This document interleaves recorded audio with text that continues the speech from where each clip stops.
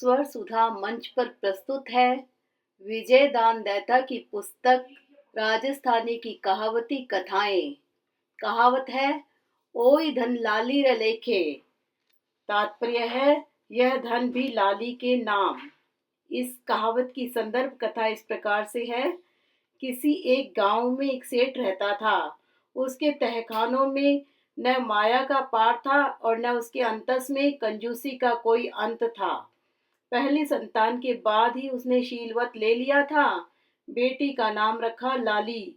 सेठानी बेटे की खातिर तरसती रही, पर सेठ अपने व्रत से नहीं डिगा। सेठानी रात को अंधियारे में घुटती घुटती जवानी के बीच ही बुढ़ा गई। पर लाली जब 12 वर्ष की हुई, तब सेठानी ने वैसे ही चिरोरी की कि बिटिया के पीले हाथ तो कर दो। किंतु मूजी सेठ ने रंच मात्र भी परवाह नहीं की। यूं सेठानी की चिरोरी और सेठ की अवज्ञा के बीच लाली का यौवन चढ़ता गया। वह 16 पार करके 18 के प्रवाह में डूबने उतराने लगी। आखिर सेठानी के पुरजोर आग्रह से तंग आकर सेठ ने चिढ़ते हुए कहा, जब तक तुम मुझे परेशान करती रहोगी, मैं शादी ब्याह की कोई कोशिश नहीं करूंगा। चुप रहोगी तो बढ़िया संबंध कर दूंगा।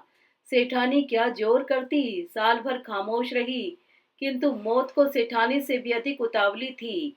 अंतर ज्वर के बहाने उसने लाली को अपनी गोद में ले लिया।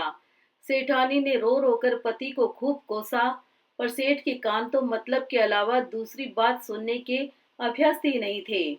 सेठ अपने बही खाते में खोया था। सेठानी अपनी बेटी के वियोग में झुरझुर पिंजर हो रही थी और समय अपनी नैसर्गिक गति से चल रहा था। वर्ष बीतने पर लाली का श्राद्ध करने के लिए सेठानी ने आग्रह किया तो सेठ का वही तयशुदा रवैया उसके कान पर जूं तक नहीं रेंगी। आखिर सेठानी ने अनशन शुरू किया तो 10वें दिन उसने एक मरियल ब्राह्मण को खाने के लिए कहा। सेठानी ने पूछा तो लापरवाही से जवाब दिया, मैं तो शहर की पेड़ी पर जा रहा हूँ। पंडित जैसा